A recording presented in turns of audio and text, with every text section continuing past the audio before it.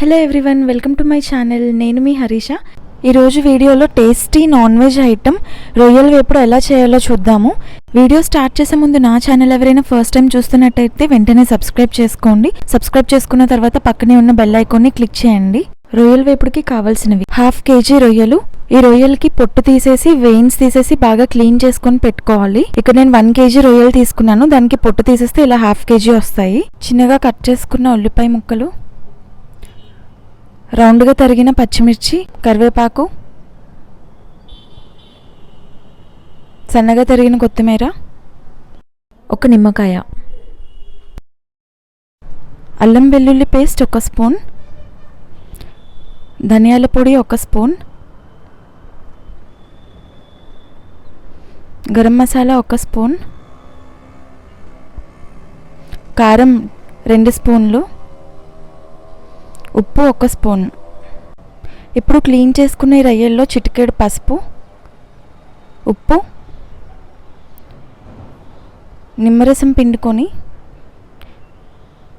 బాగా కలిపి ఇందులో వాటర్ పోసుకొని 3 to 4 times బాగా వాష్ చేసుకోవాలి. అప్పుడు రొయ్యలకున్న స్మెల్ అంతా పోతుంది. ఇలా క్లీన్ చేసిన తర్వాత దీనిలో మళ్ళీ పసుపు, ఉప్పు, కారం, నిమ్మరసం పిండుకొని ఇవన్నీ బాగా మిక్స్ చేసుకొని పెట్టుకోవాలి. ఇలా కలుపుకున్న రొయ్యల్ని అరగంట పాటు మ్యారినేట్ చేసుకోవాలి. ఇప్పుడు ఒక ప్యాన్ తీసుకొని ఇందులో 3 tablespoons ఆయిల్ వేసుకోవాలి. ఆయిల్ కొంచెం వేడైన తర్వాత పచ్చిమిర్చి వేసుకొని ఫ్రై చేసుకోవాలి.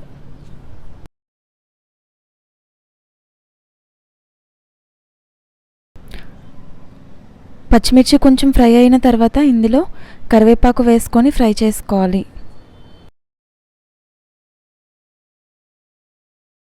ఇప్పుడు మనం ముందుగా కట్ చేసి పెట్టుకున్న ఉల్లిపాయలు వేసుకొని ఫ్రై చేసుకోవాలి.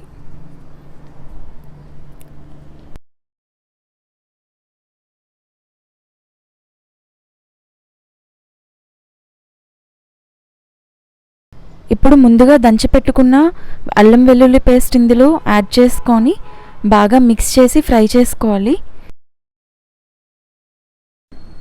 ఈ ఆనియన్స్ అనేవి బాగా ఫ్రై అవ్వాలి. చూసారు కదా, ఇలా ఫ్రై అయిన తర్వాత ఇందులో మనం మ్యారినేట్ చేసి పెట్టుకున్న రొయ్యల్ని యాడ్ చేసుకోవాలి.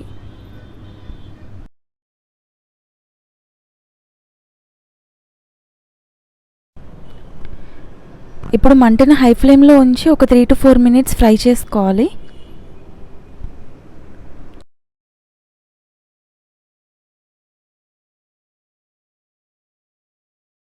చూసారు కదా, వాటర్ అనేది రిలీజ్ అవుతుంది ప్రాన్స్ నుంచి. ఇలా హై ఫ్లేమ్లో ఫ్రై చేశాక ఇప్పుడు లిడ్ పెట్టుకొని మీడియం ఫ్లేమ్లో ఉడికించుకోవాలి రొయ్యల్ని. లిడ్ తీసాక చూసారు కదా, ప్రాన్స్ అనేవి బాగా ఉడికిపోయాయి.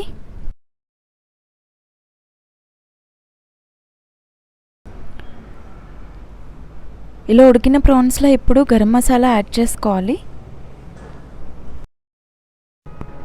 ఇప్పుడు ఇందులో ధనియాల పొడి కూడా యాడ్ చేసుకోవాలి. ఇవన్నీ బాగా మిక్స్ చేసుకోవాలి.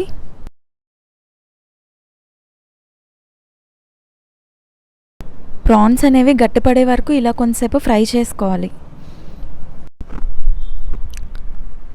చూసారు కదా, ప్రాన్స్ అనేవి అన్నీ గట్టిపడిపోయాయి. ఇప్పుడు చివరిగా ఇందులో కొత్తిమీర యాడ్ చేసుకొని బాగా మిక్స్ చేసుకోవాలి.